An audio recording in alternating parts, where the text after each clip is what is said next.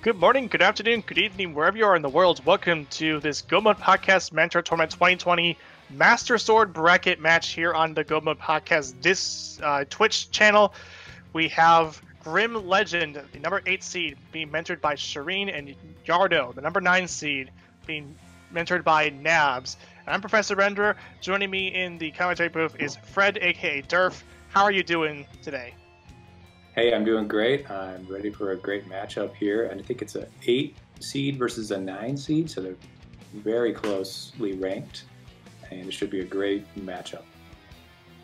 Yeah, this is going to be a really exciting matchup, too. We have Shareen, of course, being mentored by Grimlegend, and Nabs being... Well, wait.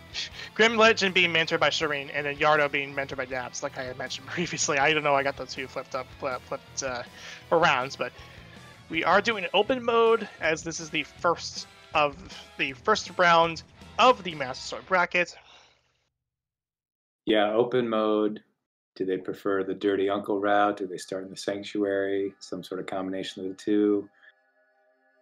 We will see very shortly, as I think they're counting down right now.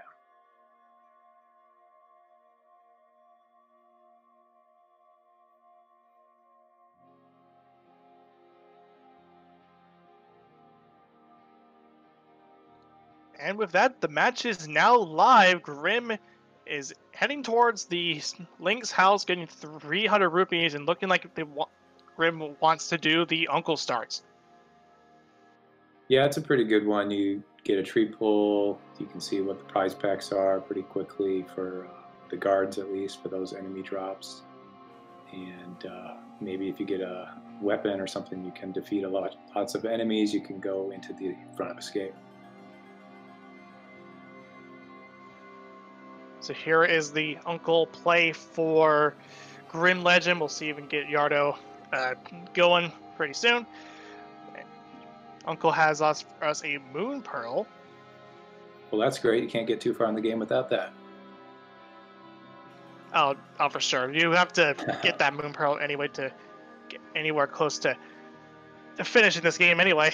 We have a piece of heart in the chest just south of Uncle, and now Yardo is opt to do his seed now, getting the also Uncle starts as well. Looks like out of the Sanctuary we see that there is that Dark Cross key. Yeah, Yardo doing the Uncle route 2, gonna get the same stuff there. I don't think we've seen a map check yet, so we don't know where our crystals are or our pendants, at least in the white road. We have yet to see that map check come out from any of our runners so far. Grim now heading toward the Lost Woods.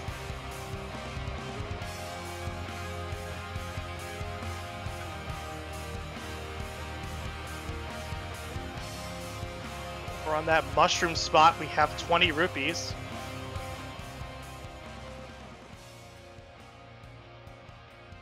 Yeah, Grimlegend did not check the lumberjack ledge.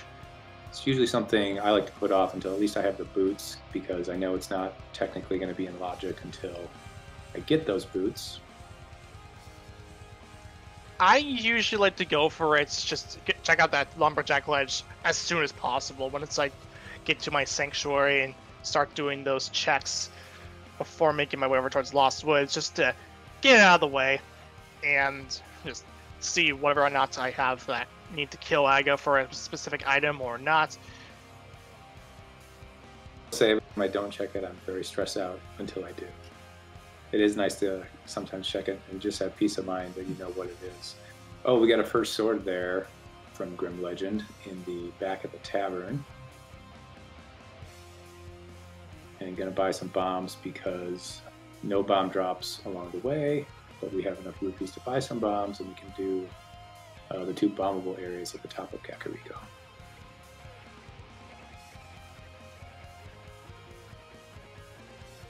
And this is a nice play from Grimlegend, and probably what Shareen had probably said to him, that since you have a lot of money to buy bombs, just go from the bottom to the top instead of trying to make that risk and go from the top and the bottom, hoping you find bombs. And that's exactly what Yardo and Nabs is doing this right away. And actually gonna grab the bottle vendor first of all, which is just a piece of heart, as the two are about a minute apart, yes, but they do have eventually high five, which is kind of cool. Yeah, actually, kind of like what Yardo did there with the money, checking that bottle vendor first, because I've personally bought bombs and then checked the bottle vendor and gotten bombs, and just sort of hung my head in shame that I didn't check that first, because you can't have more than 10. It was just a piece of heart, I think, this time. Yes, it was. And it looked like we did see a Master Sword from off of Grimlegend side out of the well. And we did also find a bottle, which is very nice because we were able to get Sick Kid out of the way.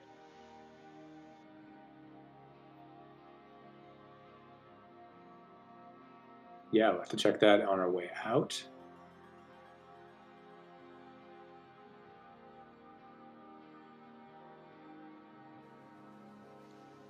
And we did find a lamp, which now opens up the possibility for AGA 1 to be necessary for our Dark World access.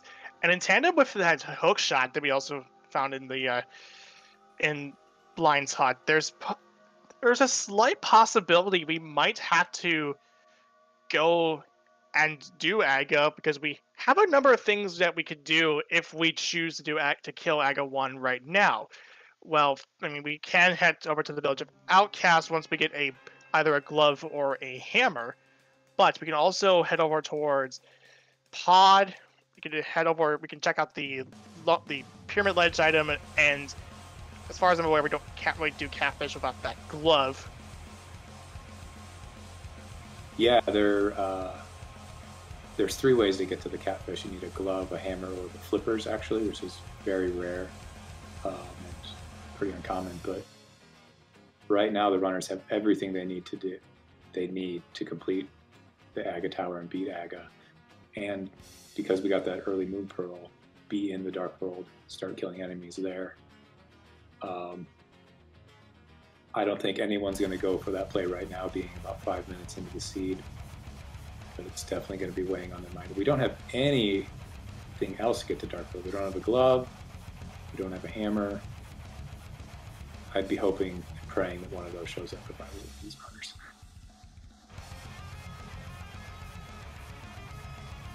That being said, they both have the same seed. They're both, if AGA is actually logically required, they're both going to have to do it. Yep. And now Grimlegend's onto the stop short checks. If I don't have the boots in this scenario, I would probably head over towards Mini Moldorm Cave, but if I find the boots, I may as well check out the Desert Ledge and also Agina, because you can be able to make that check a bit quicker as opposed to just walking on it, even though it's kind of out of the way.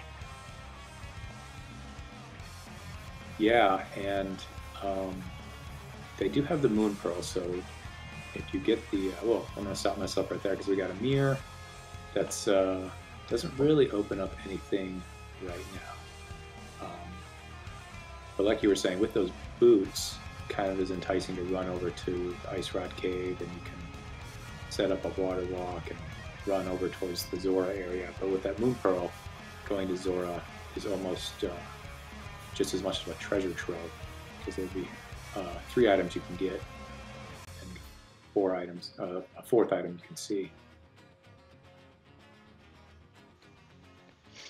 Yes, and that is really true. Since we are able to see the Zora Ledge, and as we look at the Mini Moldorm Cave, we did see that Half Magic is very early on, which is a very nice item to get this early on in the game, which will make magic consumption not as troublesome if you were to have it without. Yeah, that's great to have in these rando seeds. You never know when you're going to need magic. Sometimes bottles don't show up, or you don't have the money to get the potion, so it's always nice to effectively double your magic there. So Grimlegend's going over to that Ice Rod Cave. It looks like Yardo's a little behind, but I think we're still a little off. Yardo was off by maybe 45 seconds or a minute behind, so they're effectively at the same place right now. We just have to keep that in mind as we go along this seed here. Yeah, let's see if we can get those syncs up eventually. We did find out that there is a piece of heart that's outside in the cold in the ice rot cave. And as I was saying that, I just noticed we do have a couple of timers there, so you can see Yardo is about 1 minute behind. So we'll just be keeping our tabs on what time they're at. As we see Grimlegend setting up that fake flipper I was talking about. The way this works is you need to be jumping into the water and transitioning to the screen, either to your left or right at the same time. Gets that pretty good. Quick setup. So you're able to do this without the flippers in your inventory. You can get to some areas you wouldn't normally be able to get to until later.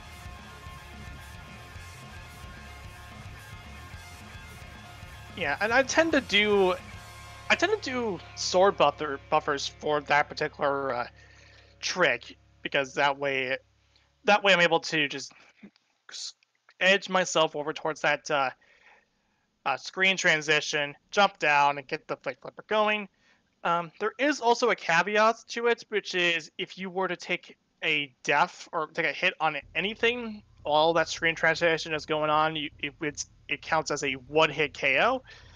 This is something that doesn't exist in the vanilla version of the Japanese version 1.0 of the game, where the game would just soft lock in a endless transition cycle, which is something that the developers of the randomizer put in as a failsafe. Yeah, I actually don't believe you're able to save and quit even out of that. So no, if you got hit, you'd lose all of your progress. So very thankful that the developers of Link to the Past randomizer were able to put that in. And Grimlegend actually came close. There was a couple of those mini Zoras firing, almost getting at Link, able to avoid it. As we see another one right there as we get into this waterfall fairy cave. First time I ever did that, I was confused as to why I was swimming inside the cave, and you actually have to go in and out, and that sets up the water walk state, and then you can go back in. And remembering the head of bottle, checking what the fairy gives us, it's B. Not sure if it's a good B or a regular B. I just usually write out the B's as useless. Yeah, if I'm really desperate for that $100, you can turn in a good B, which has a little star on it on the start menu. You can turn that into the bottle vendor for 100 rupees. A couple times that saved me with either getting Zora money or pod money or something like that, but usually don't really need that to get to that point of the seed. Over on that Zora ledge, I did see that we find blue mail. Over on Zora himself, it's just another life lesson. No surprises there.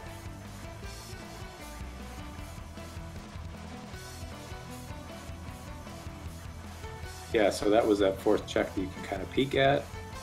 We didn't find anything. We still haven't found a glove or a hammer, anything that's going to get us closer to the Dark World, except for, as we talked about earlier, Aghanim Tower fully in logic. And actually, all of Escape is now in logic. You can do the front and the back because we did get that lamp. Looks like Grimlegend is actually going up there. So there are 7 chests there. One of them is a key that I think we already got in the Sanctuary, and one of them will be a map. So there's actually going to be 6 items in the front and back of Escape if Grimlegend does all of it.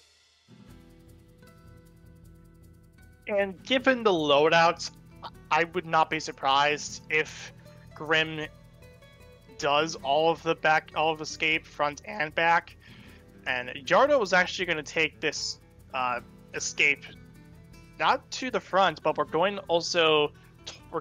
to the Dark Cross and for good reason too. Yardo does have a mirror, and that mirror could actually be. It's actually a good idea for Yardo to go to the back, because after Yardo gets the bag of escape done, he could just mirror out and head over towards the front. I think they both do have the mirror, but technically, if you're going to be doing the back of escape, it's faster to go from Sanctuary, but they don't have the glove. So I think both runners are just sort of sucking it up and saying, I'm going to do the front and the back. I already have the key. I can do them in either order. And I'm just going to do both.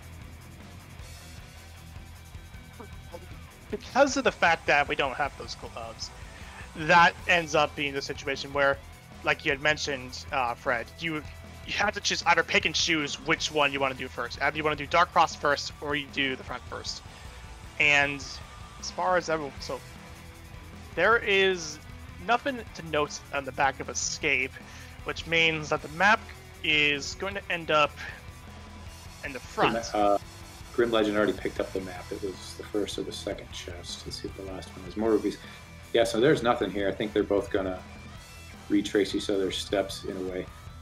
I'm just trying to think what else is out there in the world. There's Agina in the desert cave. That's one check. There's Sahasrara over by Eastern, and 2 or 3 in the Eastern Palace. I think at this point, I haven't even gotten a glove or a hammer. I need 2 things to get in the Dark World. I'm probably just going to do Aga Tower right after I finish my escape here, if I'm running the seed.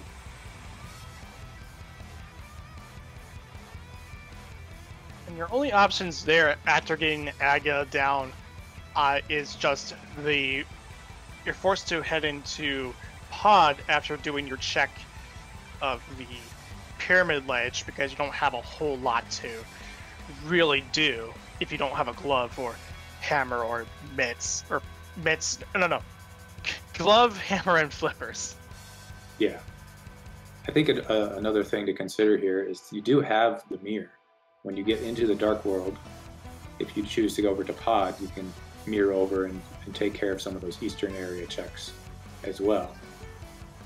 However, we do have that hook shot, so we can go over into the western part of the Dark World. We could even check that graveyard ledge on our way over to Dark Kakariko, or the Village of Outcasts.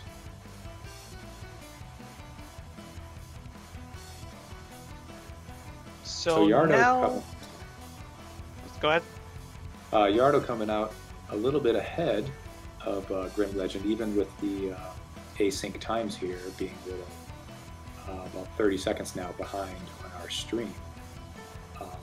So they're probably about close to maybe a minute ahead of Grimlegend here. I don't think they really skipped any checks or did anything differently. So we're still very, very close here in the first part of the game. Both players are opting to do this Aga play, which you had mentioned previously. You can do Pod, you can do the Eastern checks, you can pretty much just route that in on the fly without having to worry. Because generally, if you didn't have that mirror, you would want to do the Aga play just after you're done with your Eastern Palace play, just to get Eastern Palace out of the way, as well as Sahasrara's hut. Yeah, there's so much benefit to having that mirror. I love seeing the mirror early because it makes routing a lot of the world a lot better. Yardo, I saw, was getting attacked by a lot of these blue guards, but made it through that tricky room. Question in chat about if we've seen a map check. I have not seen a map check from either runner yet, so we still don't know which of our dungeons are going to be required. Yeah, and this is unusual because you normally would see your map check a lot earlier than what Grim and Yardo are doing.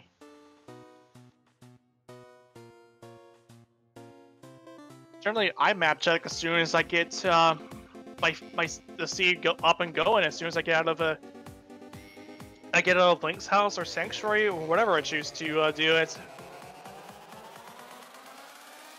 Yeah, I'm the same way. I check as soon as I can. A nice spin there by Yardo. Master Sword is the intended sword that the developers said you'll have in this game, so some of the enemies are going to be easy and some a little more difficult. And Yardo getting a nice hook pickup of that key from the guard there. There's the little cage room. I have to mention too, we did also, this is also the intended life count, the number of heart count that the developers wanted to go into this Aga Tower with, because you would probably get the Sanctuary heart from out of the Sanctuary, and then you would kill all 3 of the pendant dungeons and get those 3 heart containers off of the bosses as well. Yeah, we're pretty close. And still on green mail too. Is this even Rando? Well, we did see a blue mail earlier on, so not necessarily is it even Rando. So anyway, into the Aga 1 fight. We're seeing the numbers coming up in the chat right now. 0 through 15 blue balls is what you will be guessing here. There is the first blue ball of the Aga pattern. If you're not familiar with the way the Aga fight kind of works, for those who are tuning into this stream, I'm kind of curious what the big deal is, or if you knew the Rando. The way the fight works is that Aga 1 will start on the first attack of a specific rotation, so to speak, will be a guaranteed red ball that you can deflect without a problem. And then the next 3 attacks will be either a red ball or a blue ball as a 50-50 shot. That happening, we've already seen 4 blue balls so far. And then the 5th and final attack will be a lightning attack. And then the process will continue until you hit 6 red balls into Aga 1. And it's one thing to also know, if you kind of want to save on lag frames, is that if you hold up against the wall, the back wall of Aga 1, you won't get any lag as the lightning attack happens. Oh, that's interesting. I didn't know that. I'll be using that in my next race on Friday.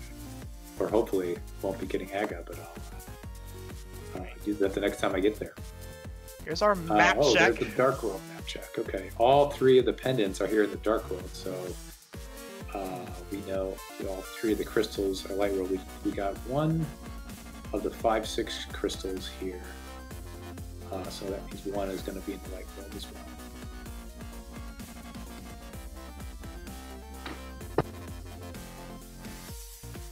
I do like seeing Dark World pendants a lot because you can kind of avoid, the tougher dungeons. Unfortunately, one of them is Skull Woods, which is one of our shorter dungeons if it's laid out properly. We see Yardo going over to the Palace of Darkness / Eastern Palace Light World area. So yeah, there was 5 or 6 in the Light World. There's 5 items in Palace of Darkness. So there's a lot of possible progression over here. But we don't have a hammer or a bow, so we cannot complete either of the dungeons right now.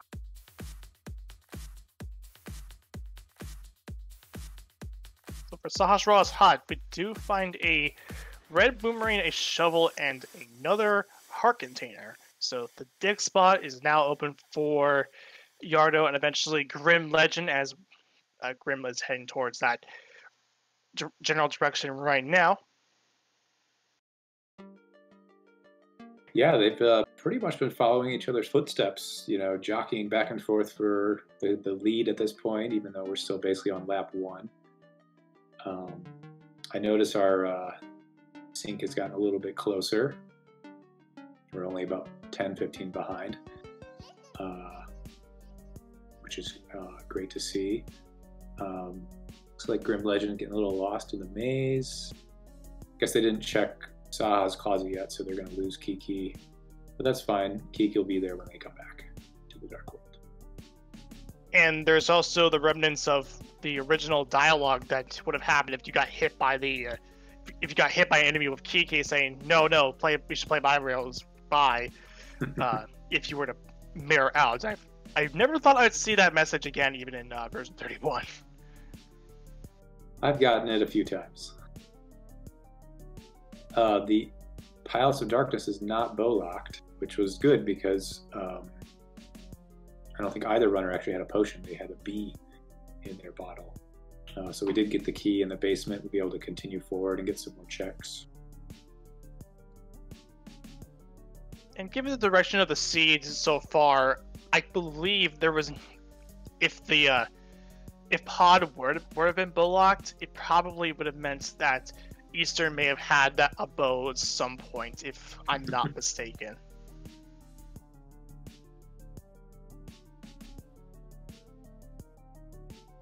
So the fact that Pod is not bow locked actually shows signs that there probably is something that is in here that is progression. There could be a bow. It could be, oh boy, it could be a lot of things. It could also be nothing, as in a lot of the seeds. So Pod is a crystal, though, so we will have to come back and finish it if we can't finish it right now.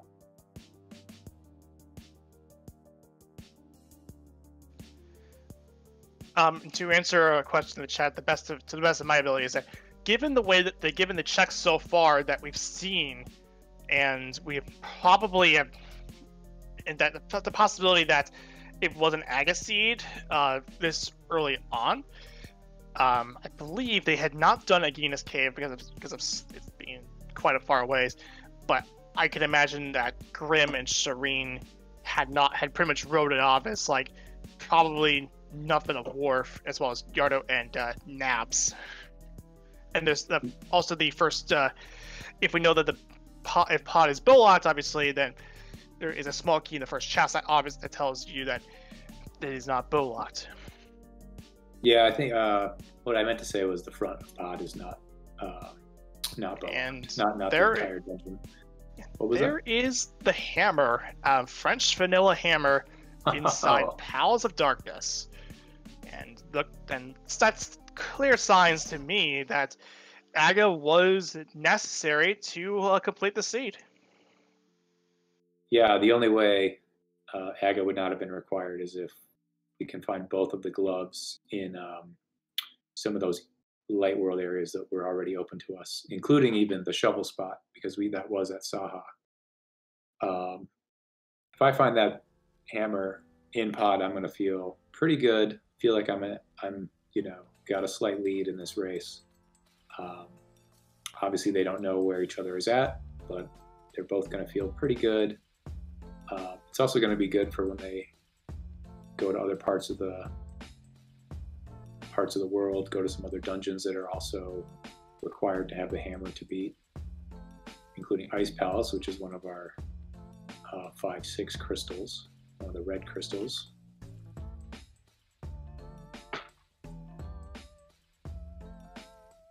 And from what I'm seeing so far, from what I noticed from Yardo's side, is that the big keys end up on the Bowlock side, because we did not see a big key in this dark maze, which would have been necessary to get the big chest item.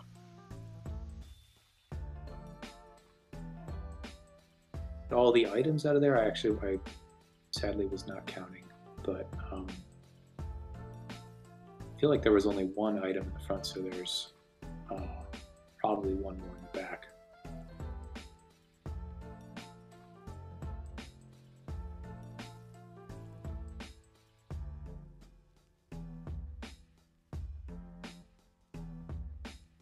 Yardo getting first item out of Eastern and got the big key earlier.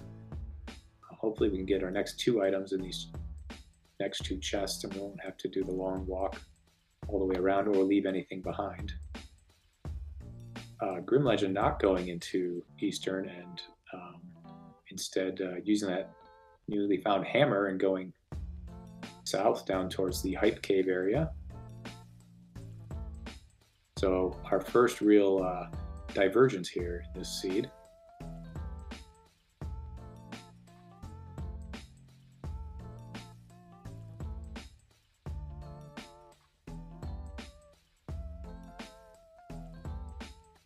So here comes the Hype Cave play.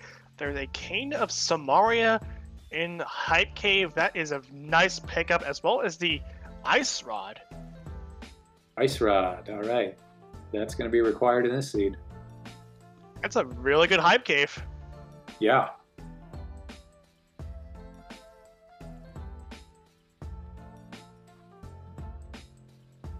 Interesting that the with the hammer. Oh, sorry. I was thinking we could go into Swamp Palace there, but we don't have the flippers, so we can't actually go into that Swamp Palace. I'm going to continue going left here. I think Grimlegend will be taking a look at Cave 45, and then there's Old Stumpy, and hopefully they don't forget to look at the shovel spot item in the Light World.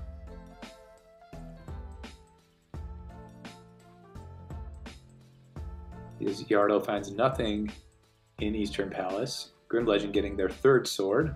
It's also a good thing to have.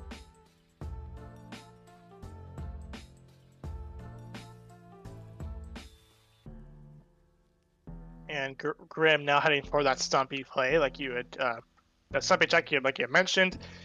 And I would not be surprised if Grim does end up. And speaking of swords, we did get our gold sword. Just 2 swords just hanging out there, and we are now loaded up on swords.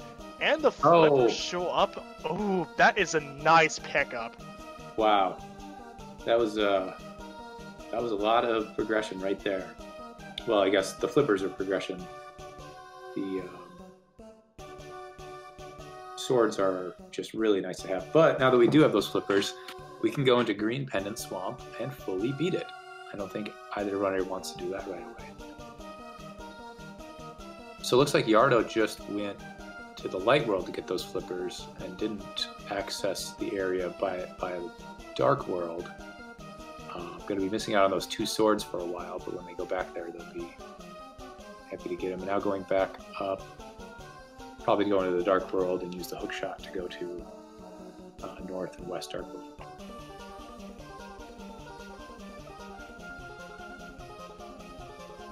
Also don't want to forget about Catfish over here, which is pretty isolated by now, having checked all of the Zora Light World areas.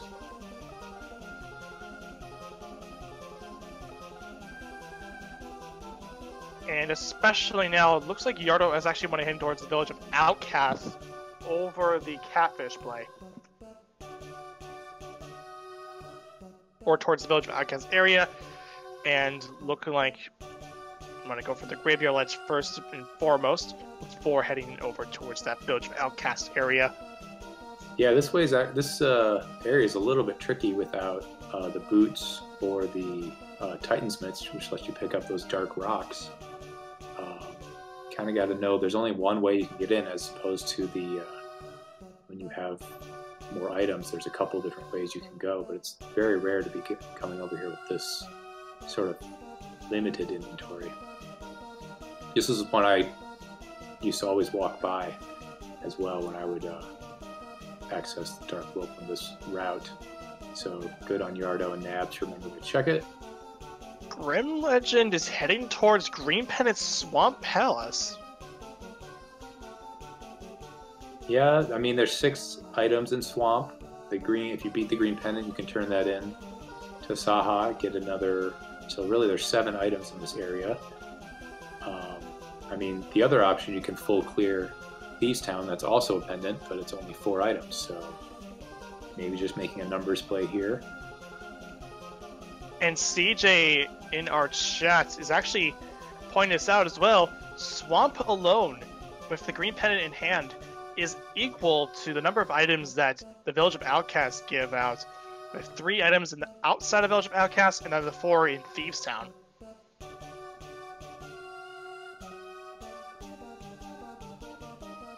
Yeah, if you're going into Pendant Swamp this early, I think you're planning on doing left side swamp, or at least Even if there's one item or something over there, you're probably gonna go in. So there's a couple different ways you can route it. You can do left side swamp first, or you can save it for later and hope maybe the map and compass are over there or something like that. Nothing in the first item, just some arrows, I believe.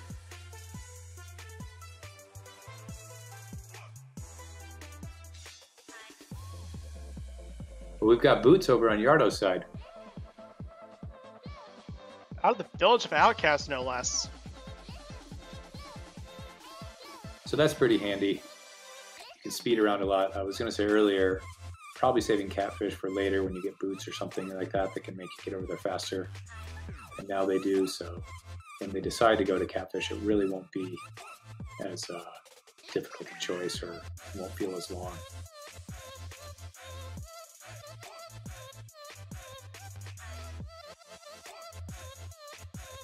That also means too that Yardo could also probably could head back over towards the boots checks, the Bonk Rocks, and the skipped King's Tomb checks if Nabs wants to head over towards that particular direction, or Yardo and Nabs. Yeah, getting these Village of Outcast checks out of the way, choosing just to do the front part of Steve's Town there, being a pendant and getting some progression outside of the dungeon. I would definitely be thinking about going back to those boots checks, and you can even think about looking at that lumberjack. We've already beaten the Aga Tower, so you can actually get those that item, whatever it is, off of the lumberjack ledge. And scouting the bumper cave ledge, there's a lot of stuff to be seen up there. Grimlegend doing an excellent diver down with the Can of Samaria. Yeah, pretty quick. Textbook Samaria diver down.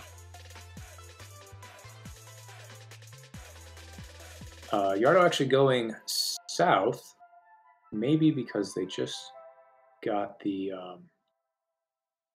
book in the Village of Outcasts, so that might lead them down to checking the Bombos tablet as well, with the mirror and now with the book.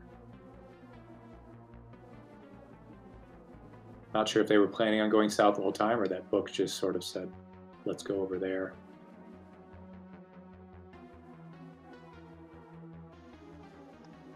Grimlegend onto the Argus fight.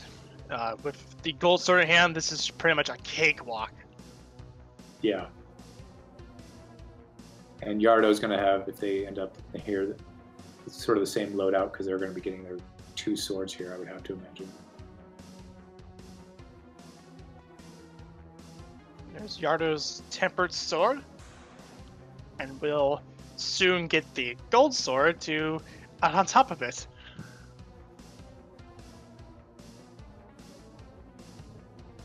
So being that we still don't have a glove, our only access to the Dark World is from... Oh, there's a bow on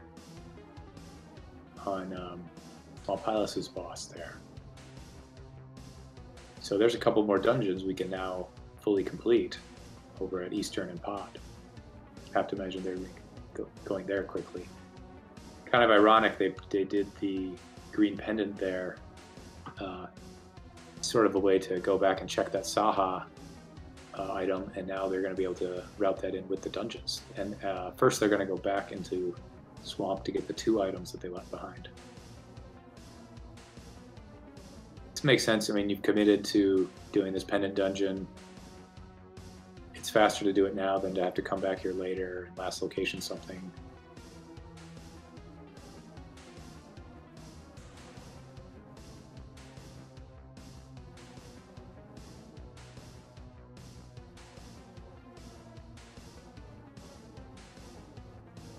With the Chaos Samaria and the Ice Rod from out of Hyde Cave.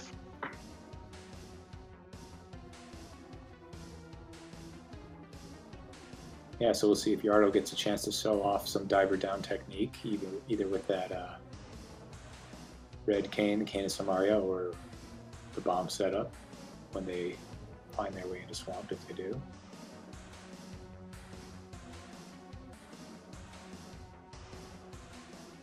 So Grimlegend having to do this part of the dungeon sort of the vanilla way. Go and get the key, use the key to come back, flood the room, and be on your merry way. Yardo is going to take that book and head over towards Desert Palace.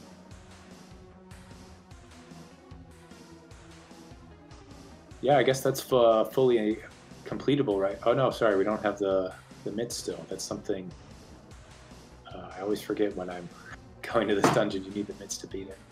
Yeah, we need at least a glove, like just one glove. Not the mitts, but just one glove.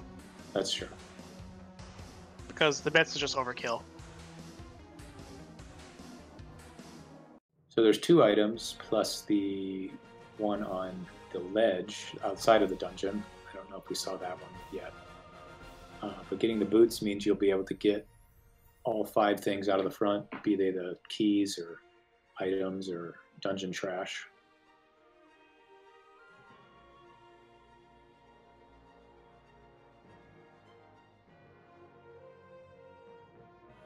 And nothing on left side swamp for Grimlegend. Going to save and quit because they really don't have much to do. Remember, they don't have the book or the boots or anything like that.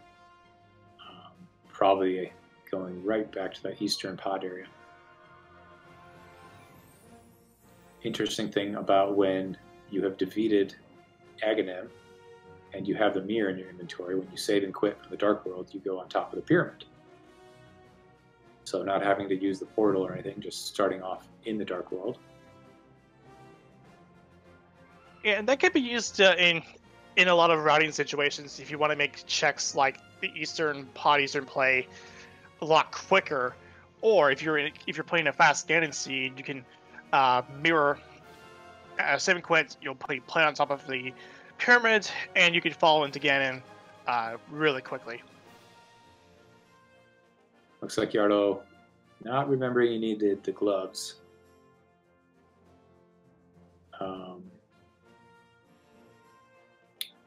Going out to check the Agina cave. Ooh, gloves on Sahasrara. Wow. That is actually pretty bad for Yardo if it doesn't show up on Agina's cave. Well, if the other gloves or the Titan's mitts are locked behind that, if they're up on Death Mountain or maybe that backup Desert Palace or something, that'll be good because they'll get bottlenecked there and really won't waste a ton of time. Because they really won't be able to go too far anywhere. But that's true. A lot of progression there in that swamp, even though the dungeon outside of the boss and the pendant on the boss didn't have anything. Lots of progression there. Yeah, that is very true, Fred. So now Grimlegend is going to head back to Pod and kind of take that bow and make their way over towards the bowlock side and get the big key out of there.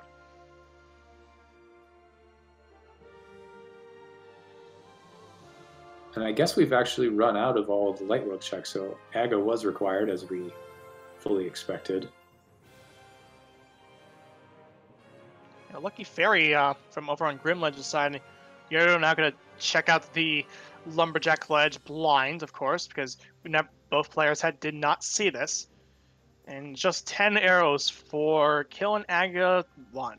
But of course, we need to kill Aga 1 for the Dark World anyway, so it was 100% required. Even if it was just 10 arrows on Lumberjack Ledge.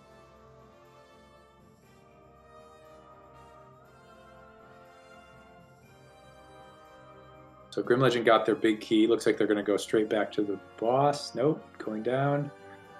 Oh, forgot to open the door. Need to do that first. Yep, I don't need know that if door. Oops, sorry. Sorry about that. I don't know if they have one more item or two. Looks like they have all the dungeon items. So there's going to be an item on the boss and on the big chest. Because the big chest can't hold any keys or anything.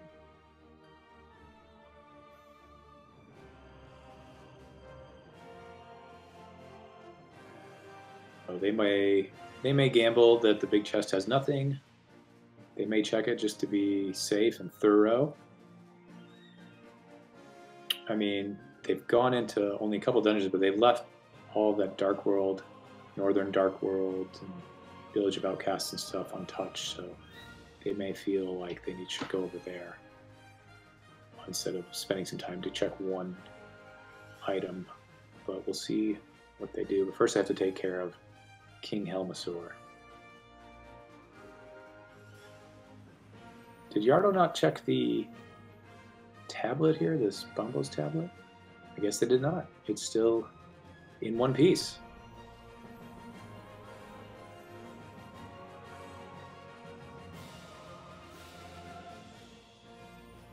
It's just some rupees. I think they're probably going to have to go into Swamp now.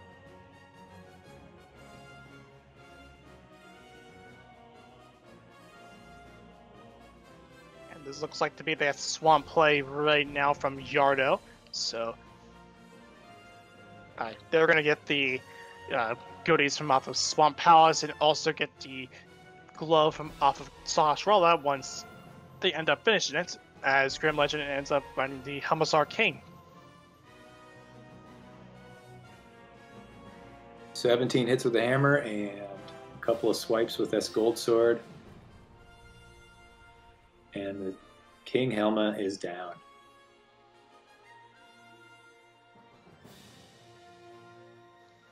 And that leads 10 arrows for his troubles, and that will be first blood drawn by Grimlegend at 44-24.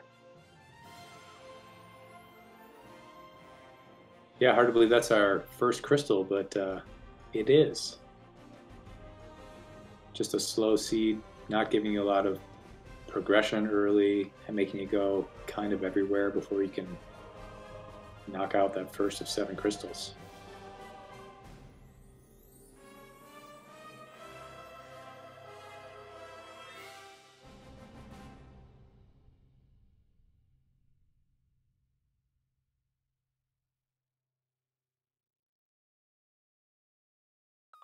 Looks like Grimlegend is going to go back for that one item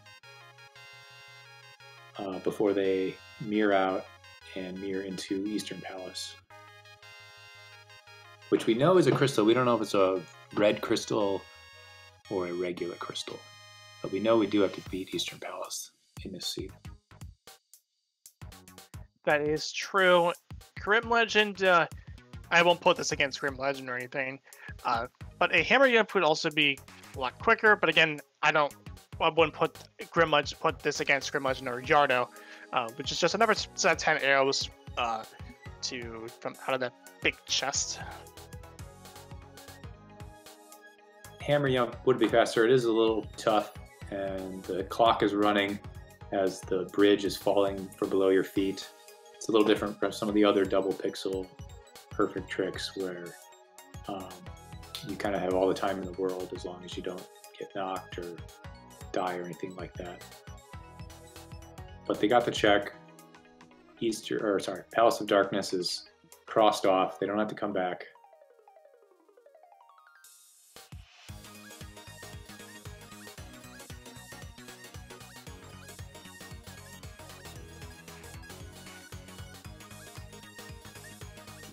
So, as Grimlegend and Yardo are going to retrace their footsteps, so we're going to see what we have.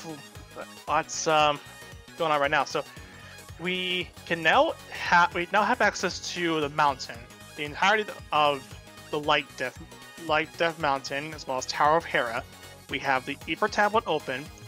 We also could end up clearing Desert Palace now that we have the gloves.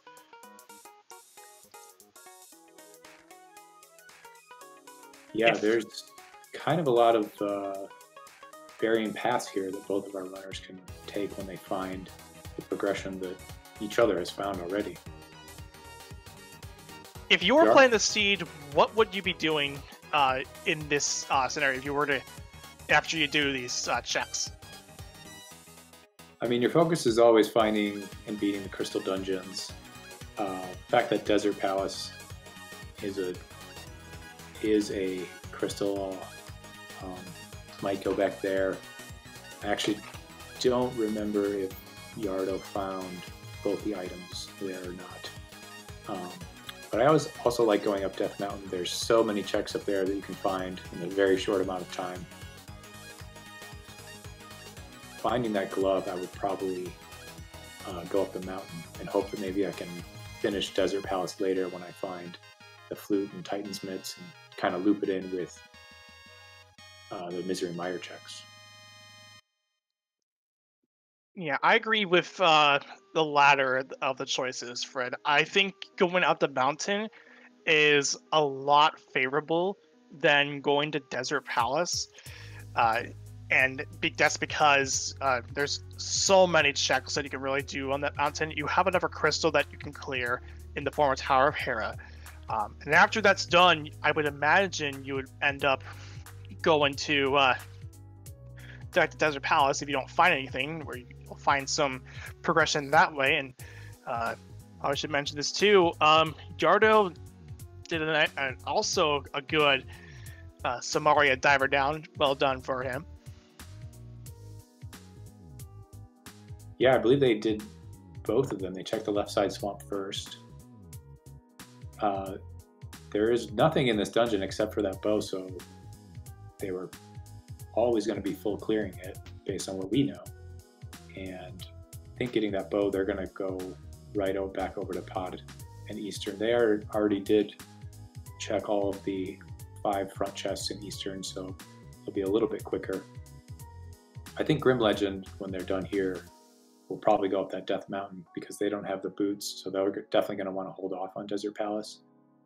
Whether they go up there first or kind of do some Dark World checks, we'll have to wait and see. As they're almost into the Armos fight.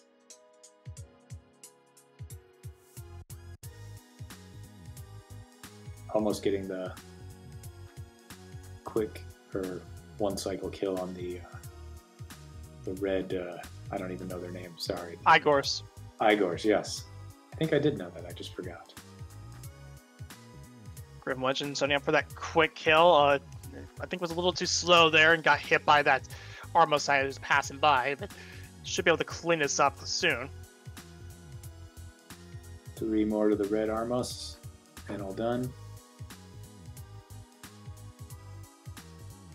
So Yardo's finished Swamp Palace. They have their bow. They have their green pendant they haven't turned in yet.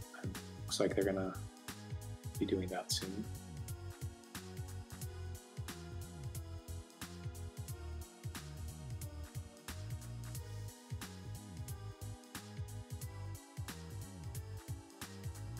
Looks like Grimlegend wants to stay in the Darkhold a bit through that Aga Darkhold start.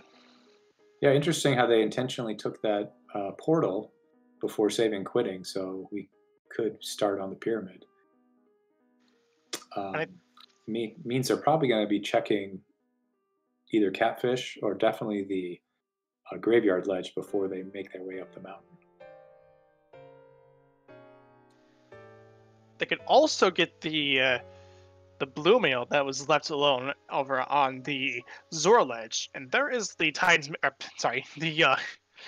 the glove from Sashrella over on Yardo's side.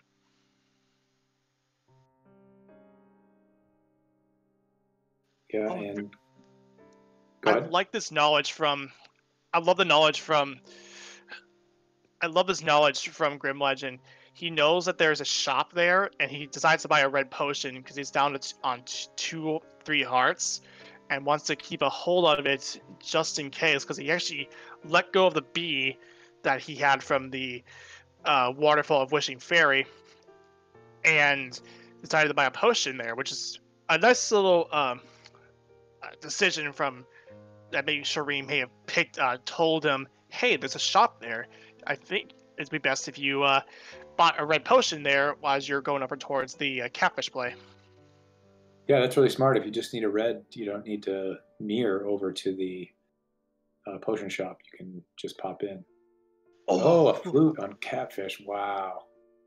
That is a very nice pickup for Grimlegend, and Yardo will probably want to head back there sooner or later once he's done with Pod Eastern. And Grimlegend does take a def here, but will respawn on top of the mountain, or the pyramid rather.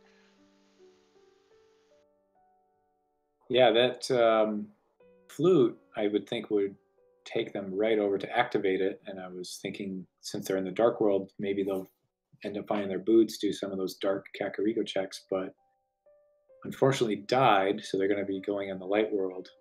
And I think it doesn't really change their plan about going to Death Mountain, if that is the plan. Getting a little lost on this castle here. I've never really found myself in that area. I don't really know where they are either.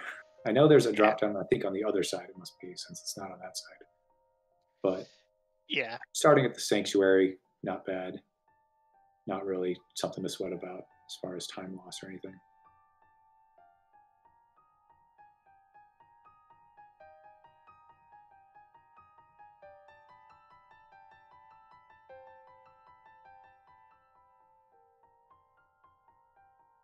I have to imagine. Go ahead. Oh, okay. I was gonna say Grimlegend's out on the way over towards the. It's on the way towards the Kakariko village. Going to activate that flute and probably want to head back to Village of Outcasts once that is taken care of. So flute's now going to come online for Grimlegend. Yeah, since we do have the glove and the hammer now, they can get into the dark world from up here. We'll see if they do that or if they decide to go up the mountain right away. Guess there's more checks on the mountain, but let's see what they do. At 54:29, Grimlegend is in the air. If you want to get into that Final Fantasy 1 randomizer lingo with that bird, but a little shout out to the Final Fantasy 1 randomizer community.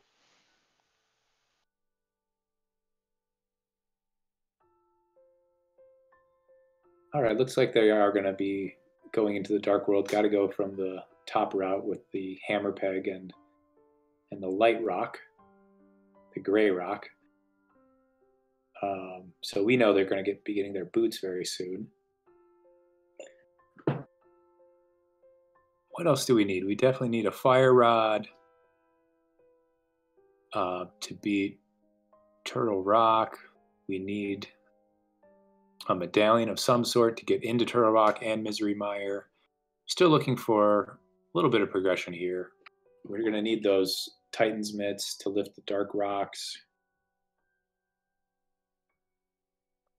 Yeah, that's it. We need medallions for Mire and Turtle Rock, Fire Rod, and the mitts.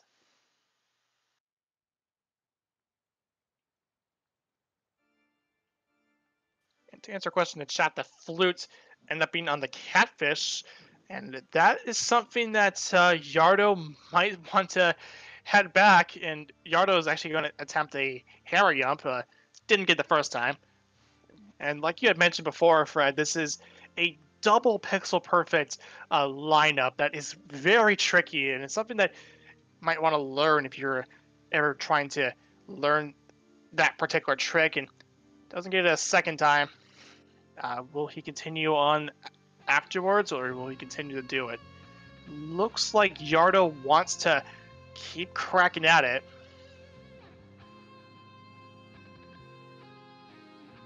Yeah, I think it saves about 45 seconds, so if you get it in your first couple, you're pretty much even.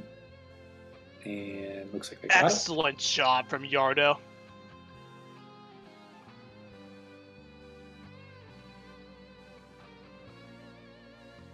Grimlegend finally picking up their boots, so they're not going up the mountain. They are dipping into Pendant Thieves Town. I mean, the mountain is one of those places where, without the Titan's mitts, you don't really want to be going back twice. You know, you don't want to go and then find your Titan Smith somewhere else and have to go back, because it's a lot better to route them in at the same time. I think this is the mentor, Shareen and Grimlegend, the racer, talking it out and saying, there's still a lot we can do down here. Our opponent probably checked this stuff earlier. They have the boots. Let's see what they got. And we know Yardo only did the front of these towns. We'll see if Grimlegend is going to continue on or just stop here in the front. Looks like they're going to mirror out, maybe. And we welcome in Zelda Speedruns 2 with a party of 72 viewers. This is the Go Mode Podcast Mentor Tournament 2020 Master Sword bracket match of the number 8 seed Grimlegend being mentored by Shareen and the number 9 seed Yardo being mentored by Nabs. You're listening to Professor Renderer and fredAKAderf on commentary, with wgarrison on tracking and Jere Dudecia on the restreaming side, helping us out here on the Go Mode Podcast Twitch channel. Definitely want to give us a nice hearty follow. Also follow our runners here, Grimlegend, Yardo, Shareen, and Nabs. Definitely want to give them a follow as well, as they are being the brains behind the decisions that Grimlegend and Yardo will end up doing. And if you are ever interested in joining our community, please, please, please join our Discord. We would love to have you here if you're ever interested in learning about the Link to the Past randomizer.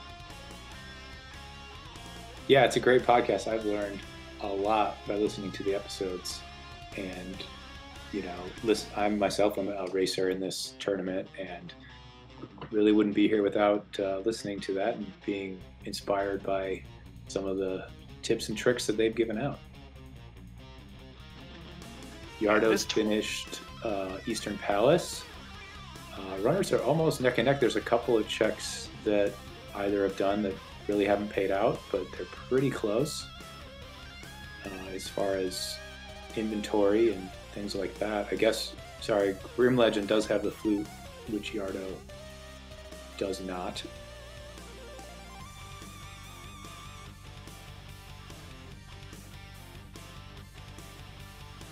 Comes the King's Tomb play from Grimlegend. This is something I think Yardo skipped, and it's 20 years.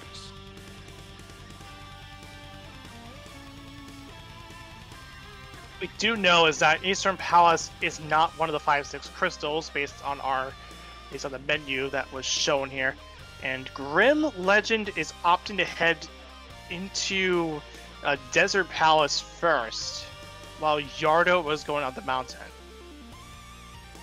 Yeah, this is something Yardo already checked when they got the boots. There was no progression here. And they actually weren't able to finish the dungeon either, because they did not have the gloves at the time. Speaking of gloves, Yardo finding the Titan's mitts, our second of 2 progressive gloves on the old man. So I believe that means AGA was required, as 100%, yes. Already determined, I believe. But so the play that Yardo made ends up being the better one, and pretty much, like I mentioned before, the decision to go to do the Death Mountain play is better than doing it based on item density alone. There's a lot to do on Death Mountain, and with the Titan's Mitts in hand, we can get Dark Death Mountain out of the way without a problem. Yardo now going to look at the Ether Tablet.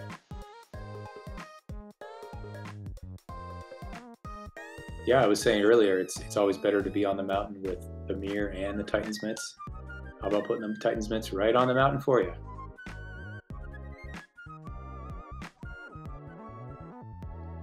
And Yardo's going to make the dive for Tower of Hera.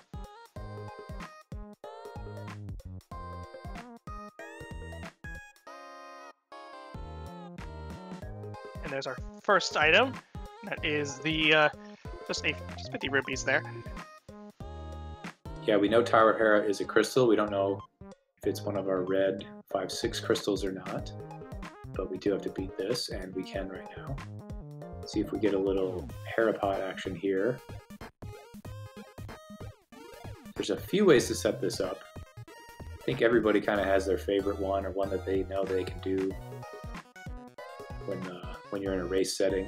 I'm not super familiar with this one Yardo is doing, so I'm not sure if they are going to have it or not.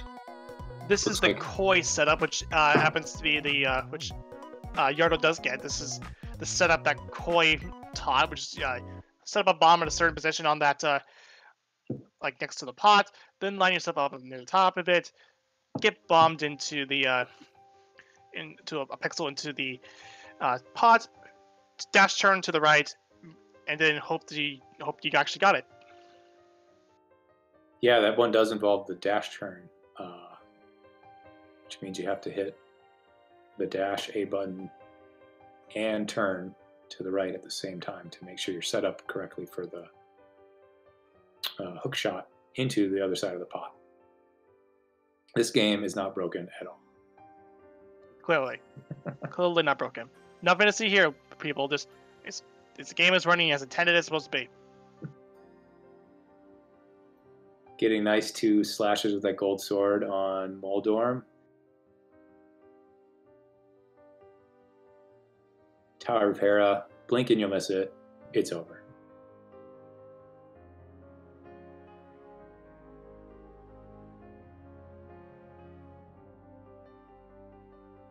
So while that flute is obviously required for this seed, it doesn't really unlock for more than 4 or 5 item checks. So hopefully Yardo's able to go over to Catfish at some point and get it, because they are going to need it for the seed.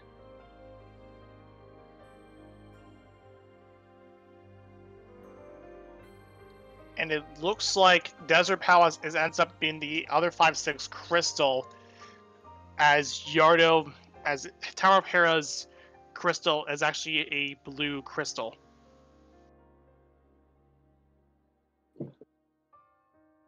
All right. So Pyramid Fairy will be coming into Logic at some point. We know we can beat Desert. We know we can beat Ice Palace. So I could have a medallion for one of the medallion dungeons.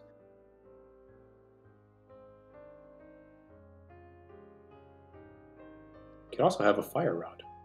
Speaking of medallions, we did find an ether medallion, as well as the second shield out of Yardo over in the Hera basement.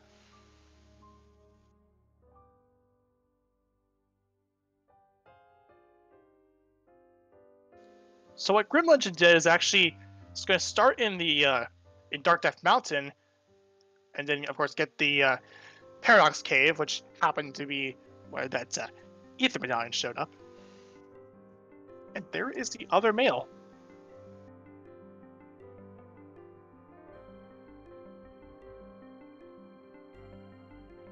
All right, we've got 11 or 12 hearts. We've got red mail, or I guess we have blue mail. Should be pretty good for most of the seed. We're going to take more hearts and more safeties along the way, just in case, as we find a bottle there at the bottom of Spiral Cave.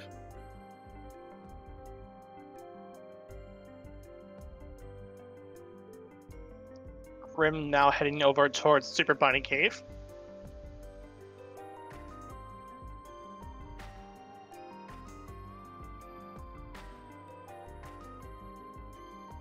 To answer a question in chat as to who is ahead, it still is kind of close, even after about an hour and 6 minutes in. And there's the fire rod. So at this point, we are in Schrodinger's go mode, actually. Depends on whether or not Ether is required for both dungeons. We're going to find out one right here. Ether on Turtle Rock. I believe we can beat that now.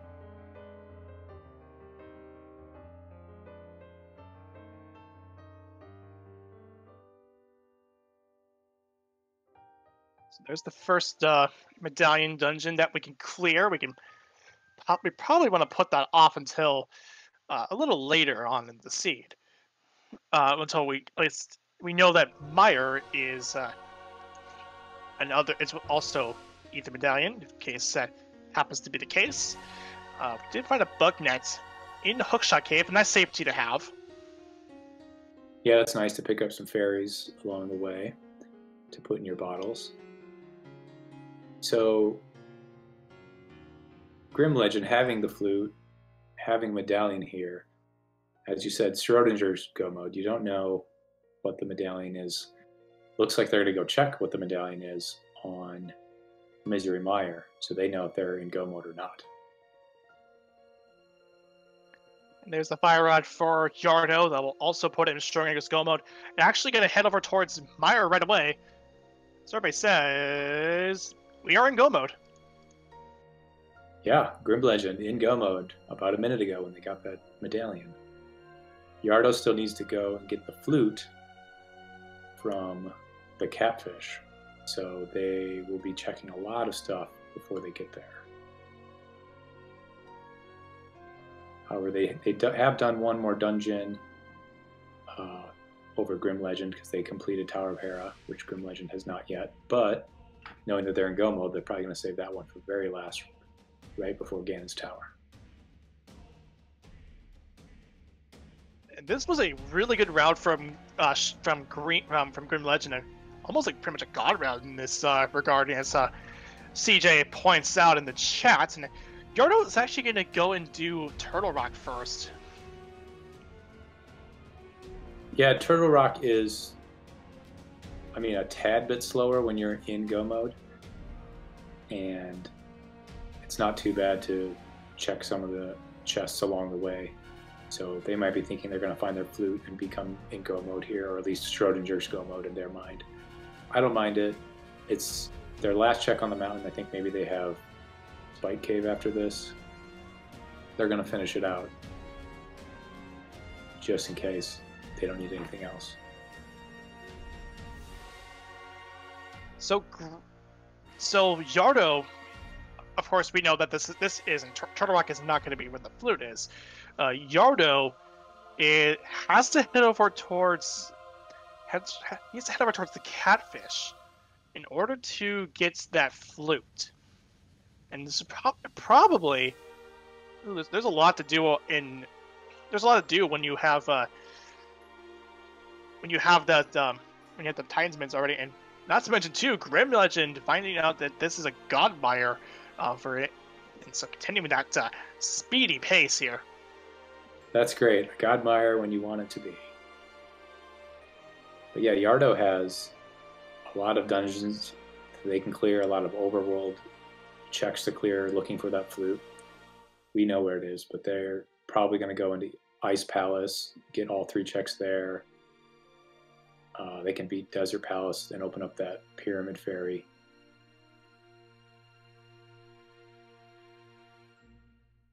So they're going to be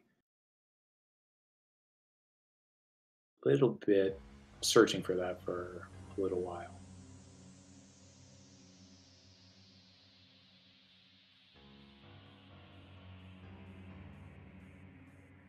Grimlegend still has 5 dungeons to beat though, so even though we're in go mode,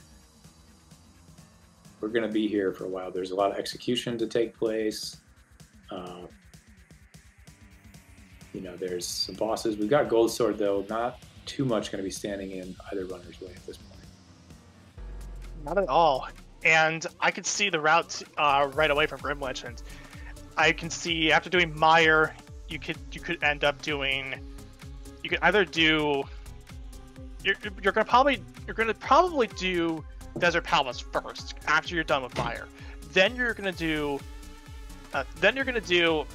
Ice Palace, Turtle Rock, and then Tower of Hera, because Grim never cleared it. Yeah, that's what I would do too. Hopefully they remember to mirror and do Desert Palace here instead of saving it for after one of the other dungeons. I'm sure they will remember that, or their mentor will be reminding them as soon as they're getting their crystal here. Gold Sword is really nice to have here on Vitreous, getting a little bit trouble, about 4 hearts left. Gold Sword, I think it's only 2 or 3 swipes for these eyes, and now they have the bow, 8 shots to the boss.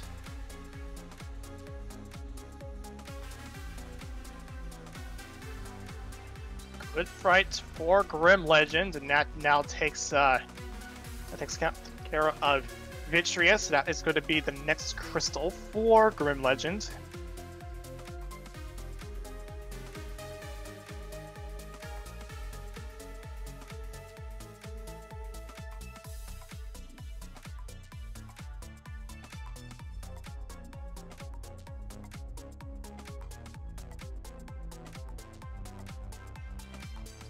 As we see Yardo doing the thorough check of Turtle Rock, including the mirror out to Mimic Cave here. Grimlegend does mirror bunk on the edge there, but no big deal. Just move just a bit and just keep going.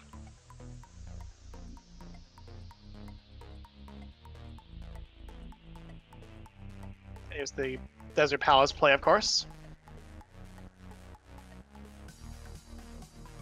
It doesn't seem like he got the key dash there.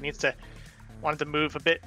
The way that key dash is set up, if you're curious about key dashing, is you want to hold left, then grab the key, go back to the right, then dash turn up to get that key dashing.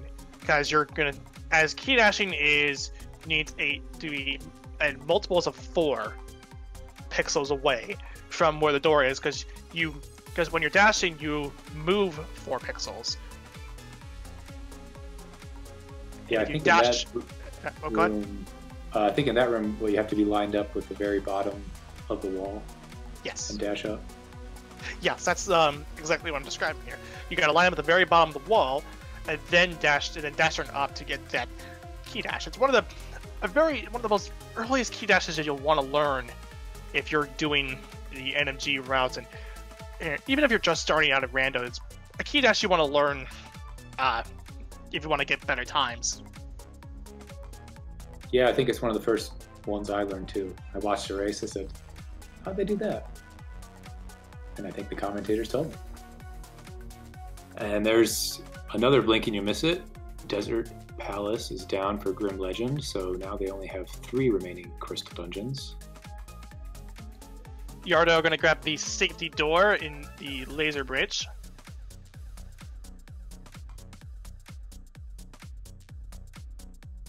And once you know how to do a key dash, you can actually just eyeball it and find specific key dashes. And there's even one that I'm kind of curious about too, about the Swamp Palace key dash through the first key door that you go through. Not the very first key door that's necessary to get to Swamp Palace to begin with, but the one with the key in the pot. And I think it's possible, but I can't seem to get it. I don't know if it is entirely possible or not. It's something I want to at least look into. I've definitely seen it, and I've definitely never been able to do it. And I've tried almost every time I run. So yeah, there's a lot of them. I know sometimes this one room that Yardo is in, the room just north of here where we go and get closer to Trinex, there's one if you are dashing to the left and kind of get moved by the metal barriers on this bridge, it'll work. Yardo just ended up walking through that.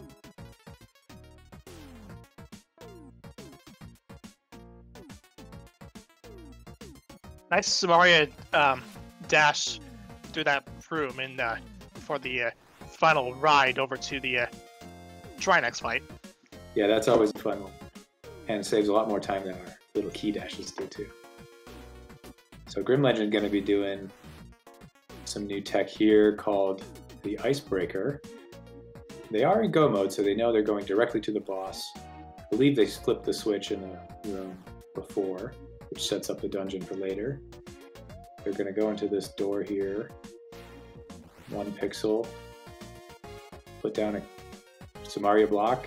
Before I can even finish explaining it, they're already through. Basically you're tricking the game into thinking you're still in the door, and it pushes you however many pixels through whatever barriers are in your way. And there's a lot, and also kind of similar to a diver down. There's a lot of different few ways to get that Icebreaker to work. I prefer to do sword buffers all the way through, and Yardo actually finding these silver arrows off of the Shrine exploit, which is Grimlegend is obviously going to get because it's on the boss, and this makes the Ganon fight free. Yeah, but by Yardo doing that dungeon before some of the other ones, they might have a little quicker time, especially on Vitreous or some of the other bosses or some of the enemies in the dungeons. Since Silver Arrows kills pretty much everything in 1 hit.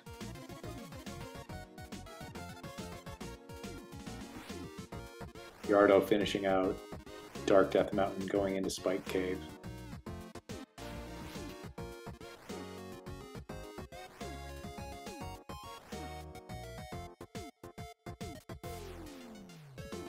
Grimlegend inside the Cold Stair arena. Gold Sword, Half Magic, Fire Rod. Pretty simple fight compared to some other item layouts.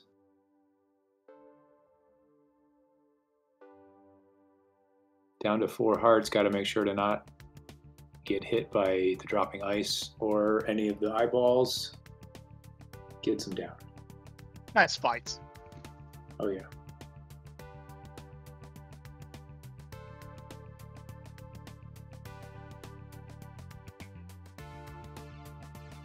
So where does Yardo end up going?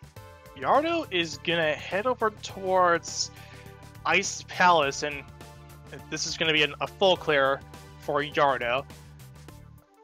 And of course this is, and like Chad had mentioned too, Yardo is still looking for that flute, which is on the catfish.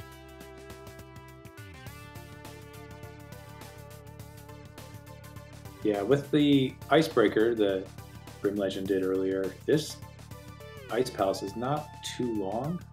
It's actually fairly quick as compared to doing it either the vanilla way or with the quote-unquote old Ice Palace bomb jump way. So they hopefully should get their 3 checks out of the way really quickly. The checks they have left, there's really not that much for them. I guess they have the entirety of the Smith chain. I don't think either runner has done that. So they might opt to do that over Catfish simply because of the number of checks instead of, they're going to get 4 checks instead of 1.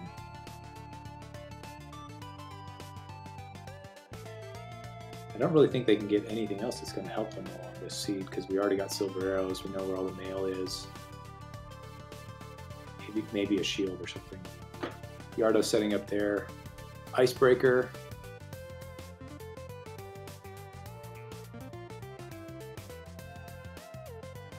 Yardo's looking to do the sword buffers version of the Icebreaker, which actually seems like he's not getting it the way that wants it to.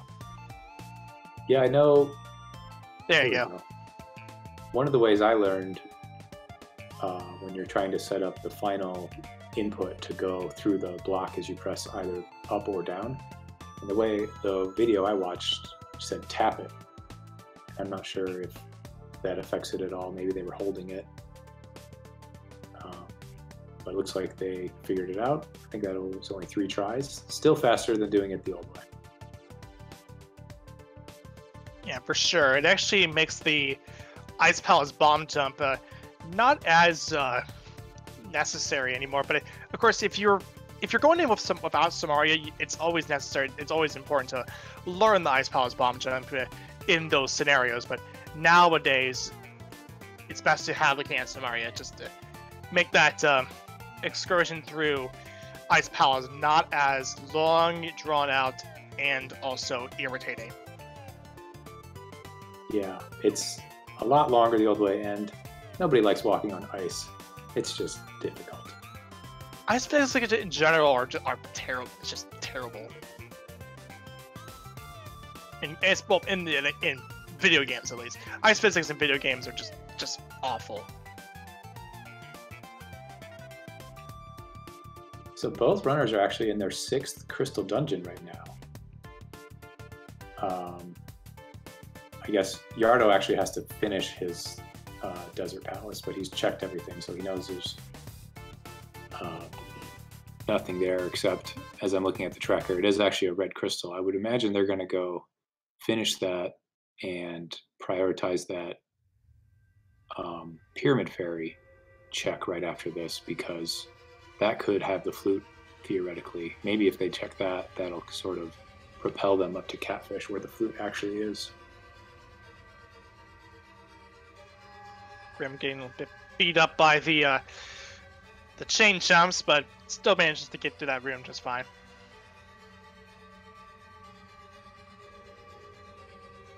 Yeah, those do a lot of damage too. Yeah, they do quite a considerable amount of damage, almost the same amount of damage as a Ganon Hug. I don't know the actual number. I actually don't know the amount of hearts that they take compared to like a Ganon Hug or something similar. But I know they do hit like a truck. I know that. Yeah, I think on Green Mail they do 8 hearts of damage, because I've run a few seeds where I'll be going into there. I mean, they definitely don't even set off the heart beeps when you're on low health. Yeah, so pretty much the same amount of damage as a Ganon Hug on 8 on Green Mail. Yeah.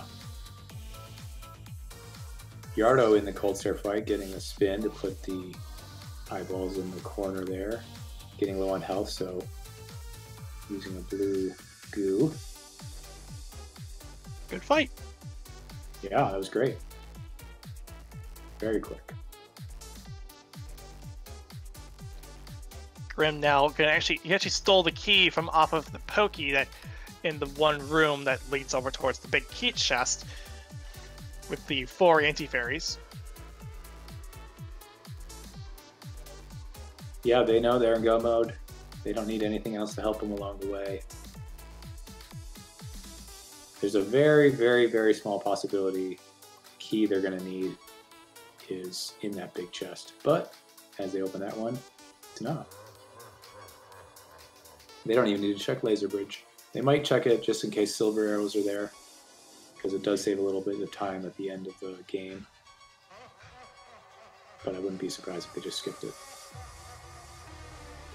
And it pays off too, because that does mean that they don't have to worry about Laser Bridge. They can just dash down and get just get over towards that final room before the long Samaria hallway. And to answer a question in chat too, the silver arrows are on the Trinex fight, after killing them, of course. And and then once we're done with that, obviously the next goal on their list is to go and kill off Moldorm in Tower of Hera, and we are done. I think. Or GT, of course. Of course. I think Grimlegend just used their last bottle, so they do not have any more safeties. But they do have that bug net, so they could possibly pick up some fairies along the way. I don't think it's going to be worth the time to go down and buy potions anywhere before entering GT, especially because you're going to have to reclimb the mountain. But they're going to have to be careful. We'll have to look out for them getting in any low health situations. We did see too earlier on, Grimlegend, and I think Yardo saw it first, but there is a empty bottle on top of the floating island, which is our 4th and final bottle. Grimlegend could pick that up just in case to have another potential potion on hand or another fairy on hand, just in case.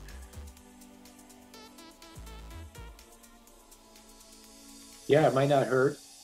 You never know. As we were saying, a lot of these enemies kind of hit like a truck, especially in Ganon's Tower. It's the last dungeon of the game. They're designed to do a lot of damage. Yardo, as we suspected, doing the numbers play and getting through the smith chain here. Catfish, when there's an important item on there and the other runner has yet to get that, it feels so much pain to actually find it out. In general, if you're missing out on catfish and you find out that there's an important item there that's a part of a progression, it does not feel good whatsoever. Skip that out. Yeah, you'll see a lot of runners try and avoid the Zora area simply because when you get the mirror, you can be in the dark world and be sort of coerced into checking the catfish area and then mirroring and checking the Zora area. In this seed, it really wasn't an option because we were checking all over the light world to sort of get dark world access. And here is the alternative koi setup without the boots in this case, trying to line that up there. Purple chest giving off a piece of heart from up at Yardo because there was that, like you had mentioned, there is the play for the smith chain. Couldn't think about it for a second. But Grimlegend does get the bootsless koi setup for the Harapot, grabbing the two fairies in that room before heading off to GT. Smart on him to pick that up. Yeah, as Grimlegend goes in to their final boss, be thinking about what number you're going to want to put in here for the GT guessing game, because you're not going to have much time to put it in. Yeah, from 1 to 22, please get your guesses in the chat right now, because as soon as Grimlegend mirrors out and enters GT, all guesses are going to close.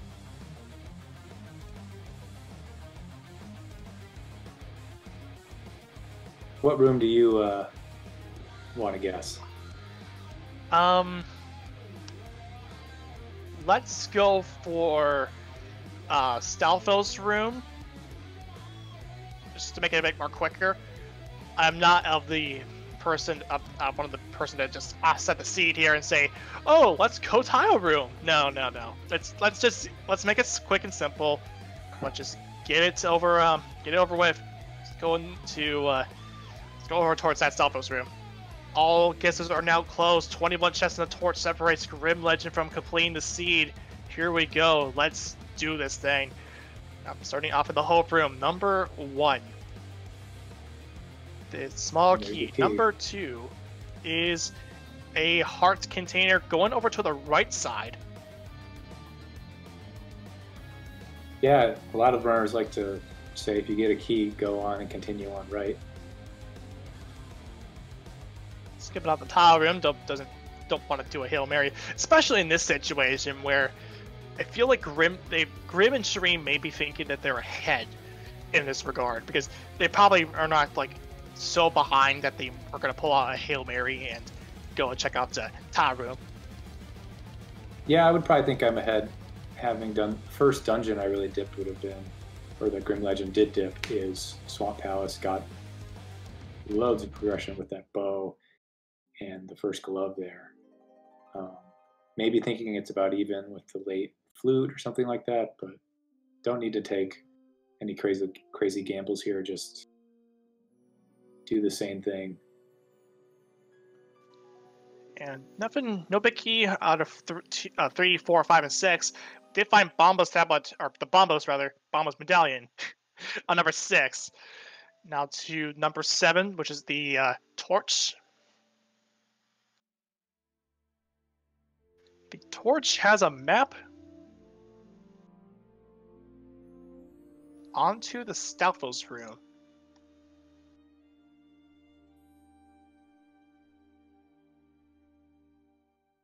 Yeah, moving on their way left, and if nothing's here, going to go deeper and deeper. Nice little dash bonk there. Yardo is moving up to Fat Fairy, Pyramid Fairy. I'd have to think it's this and Catfish are their last 3 locations. So it's not in the Stalfos room after 8, 9, 10, and 11. And yeah, this is like you had mentioned, this is that play over towards the Bombos, or Bombos, the Pyramid Fairy. Maybe you want to head over towards the Flute, towards Catfish after this, because they pretty much have nothing else left to check if they. Because they have nothing else to check because they don't have access to my area. Yeah. And nothing in the fire bar room there either on Grimlegend's side. Still looking for the big key. Enter number 12. We're now going to number 13 in the Fire Snake room.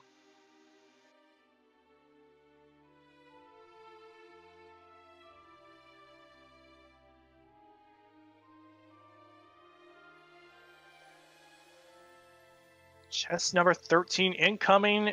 It's just a piece of heart. We're now heading over towards the Rando room, number 14, 15, 16, and 17. And Yardo is now heading over towards the Catfish. And now Yardo will end up being in go mode and is just going to be very, very disappointing to see this, I would imagine, after last location that much. Yeah, but both runners have played very, very well. It just happens sometimes you check things your opponent doesn't. Really doesn't say anything bad about Yardo or Grimlegend. Oh, no, not at all. Not at all. There's the flute for Yardo, and now Yardo is now in go mode at 134.23. It was going to come down to that eventually after that Pyramid Fairy check. Oh, yeah. But they know where they need to go. I guess they don't know what the medallion is, but they're going to find out quickly that they have the correct one. Number 18 coming up for Grimlegend. There is that single arrow onto Ice Arbos. After this is 19, 20, and 21. If it doesn't show up there, it's obviously going to show up at Tower Room. And I mean, to be fair, it's totally understandable to just leave it out as is because you're not behind. It's kind of annoying to deal with it if you're last location in Tower Room and get number 22. But here it comes, number 19, 20, and 21 from the Ice Armos room. Number 19 is 10 arrows. Number 20, there's that big key. Number 21 ends up being 20 rupees. Number 20 is the final answer for that. And our restreamer, the Dude Garcia or Jere Dudecia, is the winner of the big key guessing game. Totally not rigged, am I right? Well, Dude Garcia, you can go get yourself some Cherry Garcia to celebrate. Is that some kind of alcoholic beverage or something? No, it's ice cream flavor. Oh, nice. It sounded like something that's alcoholic, but definitely want to try that out sometime. I think people have made their own, but to each their own. All right. On to the climb now.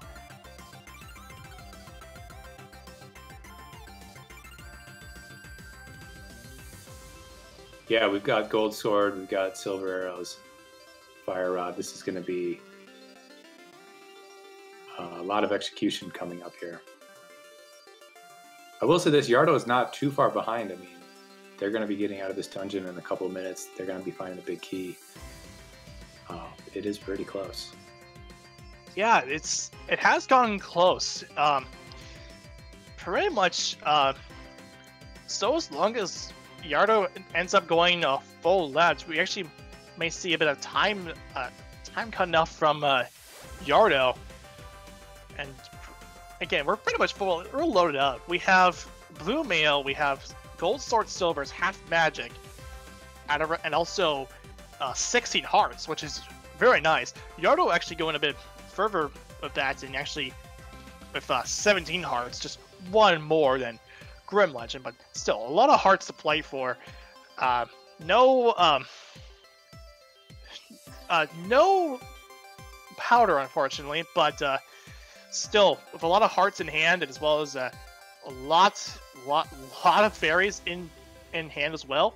Don't need to worry about dying at all. Running out low on 3 hearts though. Maybe popping the fairy if things go towards that death there. But there goes Lambos too. Okay, so they do have a battle with the fairy in there. That's good. Did they pick that up along the way? Because I think we'd mentioned earlier they didn't have any safeties left, but I may have just not seen it.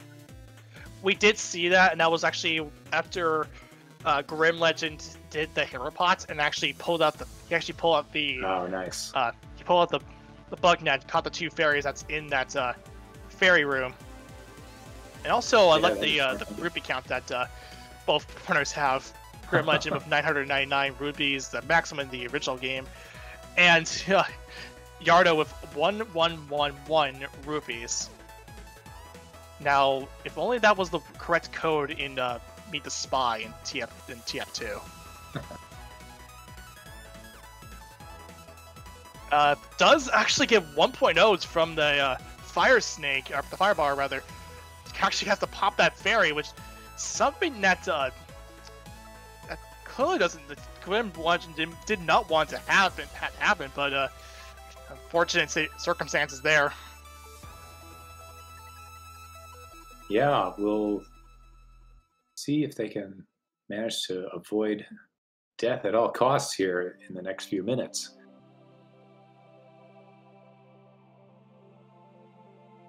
Doing a little bonk over the pit there. They've got 2 keys, so they don't need to kill any of these mini Helmas. Looks like they might still have a fairy too. He does have another fairy because we did. Because remember, we did see the other fairy. Yeah. Yeah, they got both of those in that room. Yep.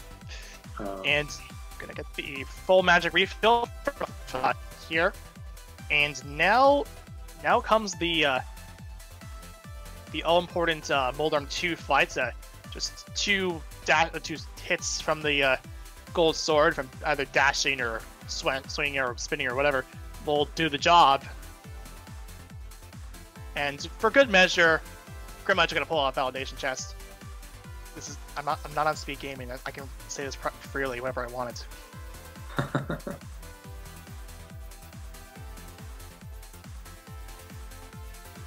It's always good. You never know what's going to be in there. So Yardo getting a couple of potion safeties where they head up to GT.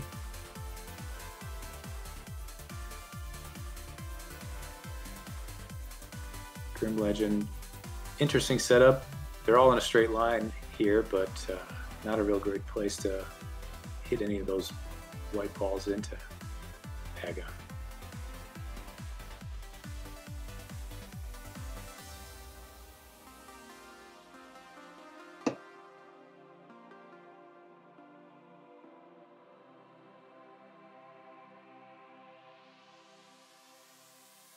Oh, almost a triple there. 1.5 hearts, but as we said, they do still have that fairy.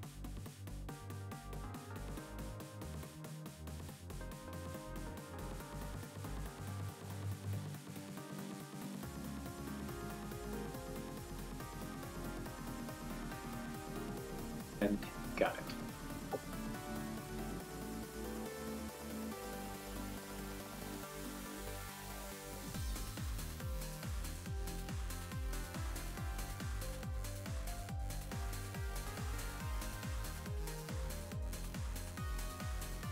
So it might be actually be worth saving and quitting here. As I said, if you got the mirror, you're going to start right on the pyramid. That might be a nice way to get a little health refill before we go into Ganon. Just going right down there, though, they know they've got that safety. And they do have the cape out. So with the gold sword, I think this is only 6 hits in the first phase, which is basically free. You can get that.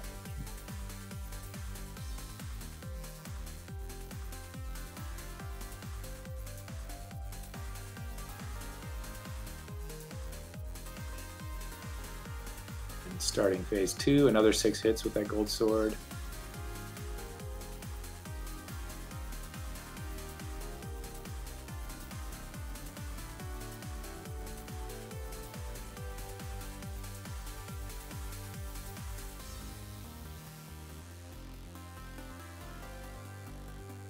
Into phase 3, halfway done with phase 3.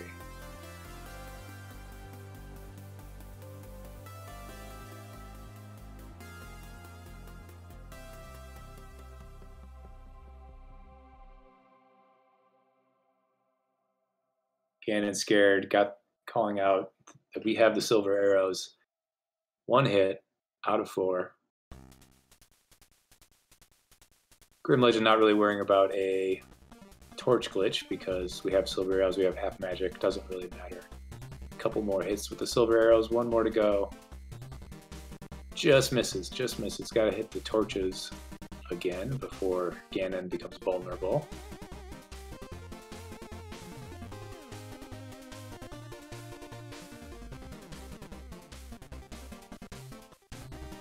Freezes, last hit.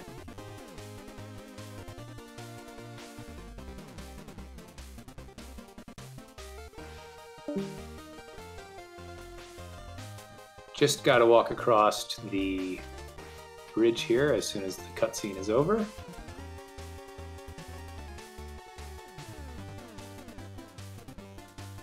Alright, there we go. I'm free now. And we welcome back Professor Renderer. Grimlegend was able to beat Ganon. Looks like cutscene is still happening. I think it's actually his stream is done. I think it's cut off. This timer not moving. Not sure what's happening. We do have our official time, our official racetime.gg time as well. Oh, great. And I believe we are joined by Grimlegend and Shareen. Welcome. Thank you for having us. Our racetime.gg time got called over. I don't want to have my name showing up. 1:43:55 is the official racetime.gg time. Yeah, congratulations, GG. Thank you. Tell us about your thoughts to be dipping into Swamp Palace there before some of the other Dark World dungeons. Well, you're talking about what, 7 checks right there. So the density was there, and it gave us flippers early and everything else we needed to beat it. So we're like, you know what? That's the play right there. The only other option we have is to go all the way around and do Thieves Town, which we decided probably wasn't the best idea. So yeah, that's what we thought. There was a lot of density there. Even though you did that before Yardo did, you guys kind of synced up a little bit later, but then you found that flute on Catfish. What were you thinking when you found the flute? Were you thinking good, bad? That was excitement, because that was something we were thinking, well, that's something we could have easily said, you know what, we'll get that later or something along them lines. But we were pretty excited once that happened. Yeah, and that actually carried you throughout the entirety of the rest of the seed here. So that it was very well done from you to get that those important that all important flute. Yeah, and then we decided to go up. Once we went up Dark Mountain, we got that ether and saw that both of them were ether, so we were extremely excited right there too. You both were sort of on the mountain doing different things, both at the same time, finding those Titan's mitts pretty close to each other. There was a little discussion of whether or not you were going to go check the Misery Mire medallion or just dip right into Turtle Rock. what was that thought process? Just saying, I want to know if I'm in go mode versus not knowing? Right. So we decided, you know what, we're gonna go check. I'm gonna have to come up the mountain anyway. I mean, I could do them both right now, but I'm gonna have to come up anyway. So like, we'll check Misery Mire. If Misery Mire's is the key, we're good, and then we can just do Misery Mire, Desert Palace, into Ice Palace, into Turtle Rock, into Tower of Hera. Yeah. Yeah, and that's what happened. It worked out really well. It worked out really well. Once we got the mitts, we kind of changed course because we were going to go to Hera and then go around because, you know, that's obviously the best way to do it.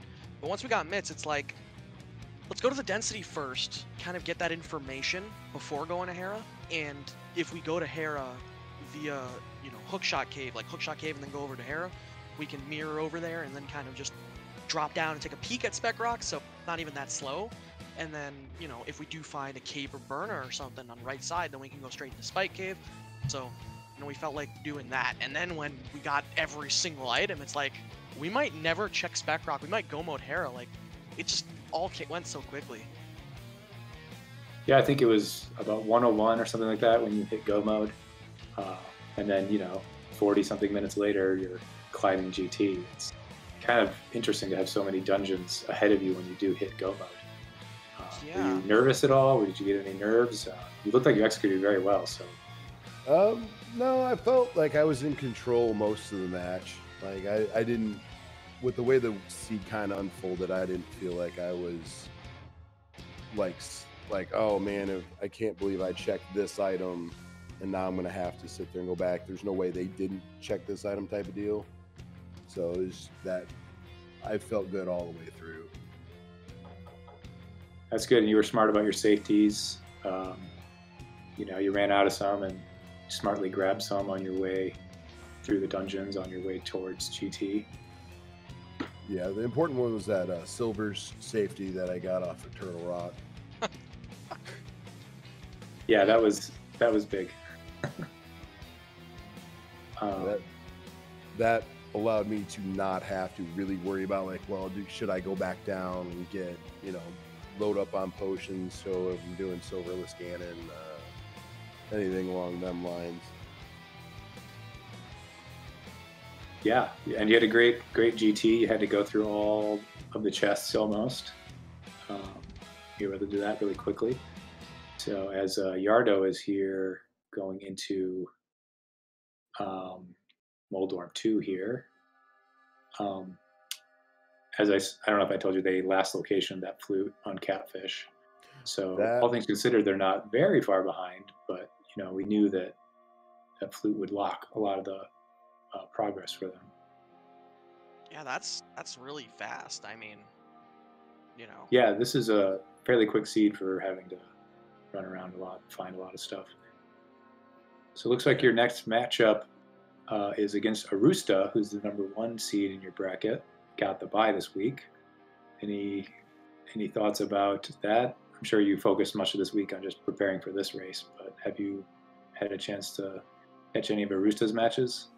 I have not. I imagine I will, but I mean, I'm kind of at that point where I'm not really worried about anybody. Not like as in like, oh, I'm gonna beat everybody, but like at this rate, I feel like I'm on par with everybody. It's not like I'm like, oh, Andy's my next opponent. Well, GG. So I feel like I'll be in all my matches provided I win. Obviously, Rando's gonna Rando sometimes, but yeah, for sure. I mean, that's the great thing about that I've enjoyed, because I'm a runner myself, about this Swiss style is you play someone who sort of had the same experience as you in the early stages. You win a couple, you play someone who's winning, or lose, you play someone who's losing. Everyone in your bracket, and all the brackets, are fairly evenly matched. You know, only one game separates you from Arusta, your next opponent. So right. And Yardo's dropping into Ganon. They've also got Gold Sword. They've got some health. They've got half magic. They are in phase 1, now entering phase 2.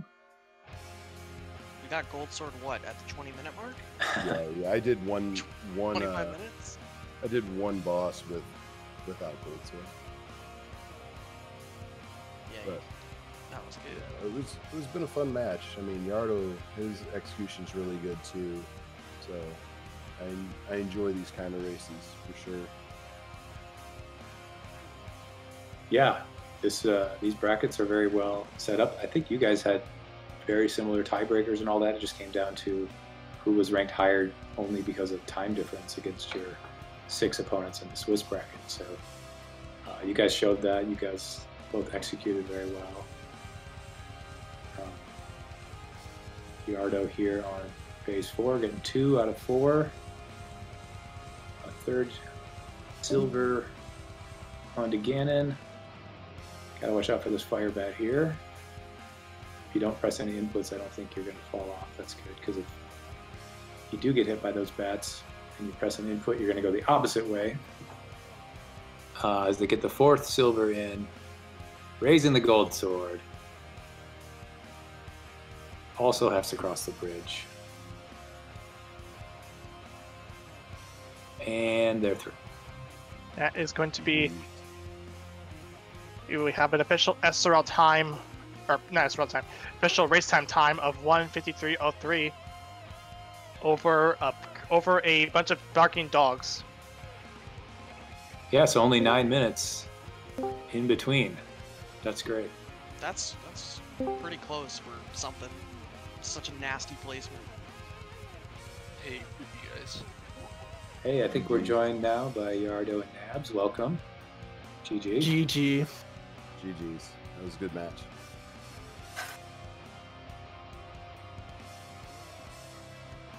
So you guys were very neck and neck for most of the first 45 minutes of the seed, maybe going different dungeon routes. I think Yardo, you got boots a little bit earlier.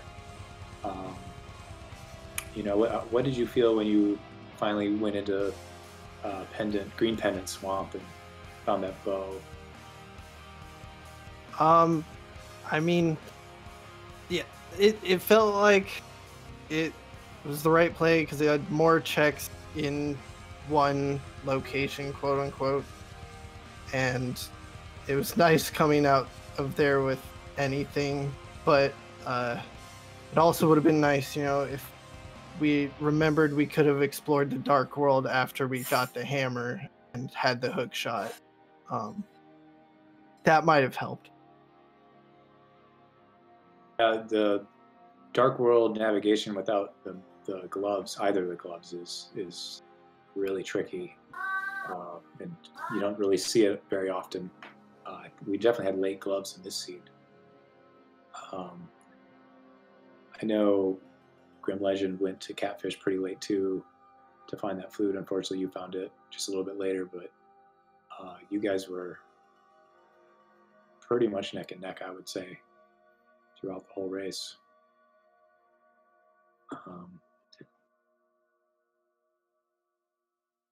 And then, of course, the Titan's mitts on Death Mountain was very interesting to find out. But your execution was great. Did you have any other thoughts about the seed that you were running through in your head while you were playing? I've done AGA a lot, and even when I orphan like one check to do it, I'll get punished because that one check was gloves. So it felt all right to do it this time, which is nice. Yeah, I've definitely been there too. Go ahead. Yeah, and I don't know. I feel like there were a couple spots like I wish I had nailed the cold stare fight so I didn't have to use blue potion, but I'm also glad I used the blue potion instead of dying, so I'm okay with that. Yeah, I think that's one of the biggest things. I mean, even for me personally, when I'm running to get over, is not dying is better than dying. It doesn't matter how many potions you use as long as you don't die. I don't think anyone took any unnecessary deaths on this seed, so good job, both of you guys. Thank you. Thanks.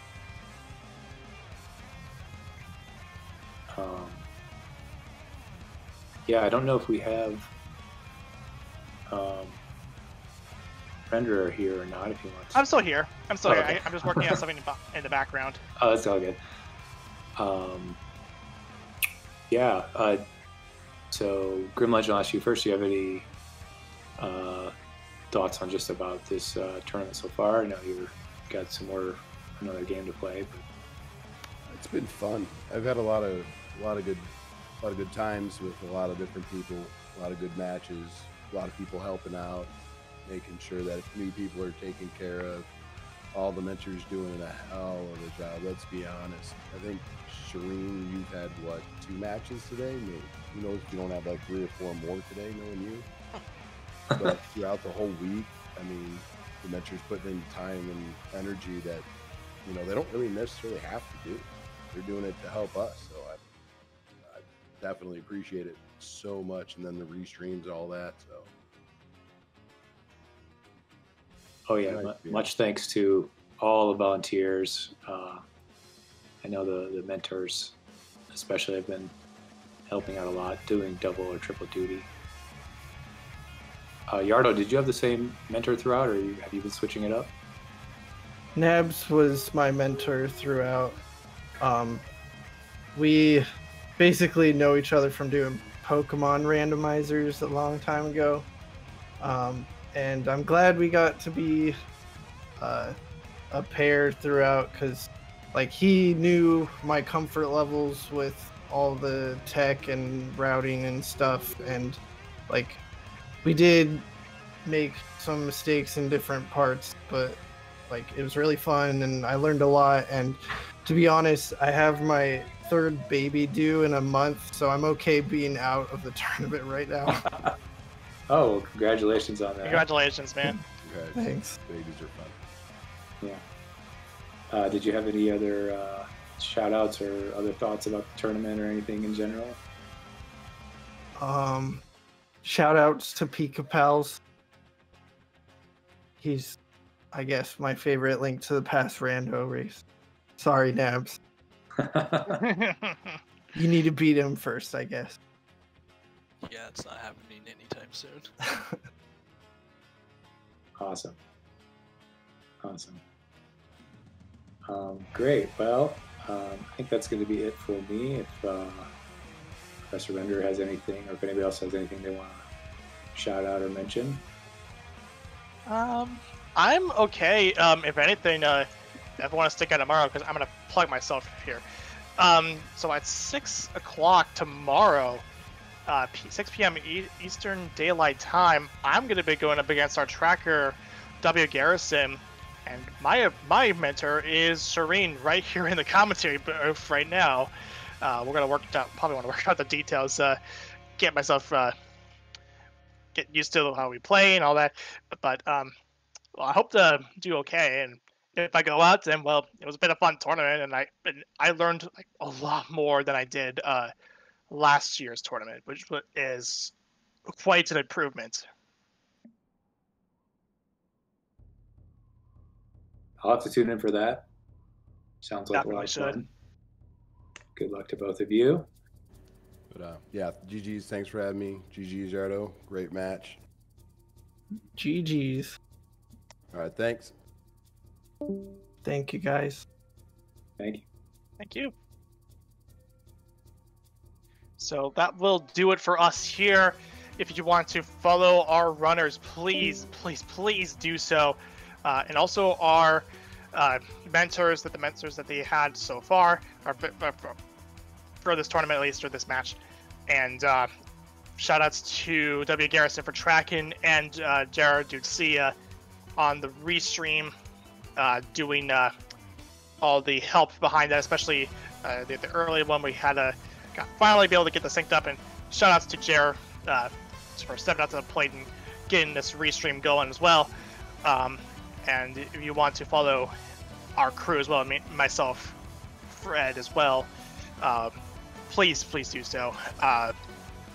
It was been a fun time too, and until next time, may all your seeds be not as jet seeds, hopefully, and take it easy.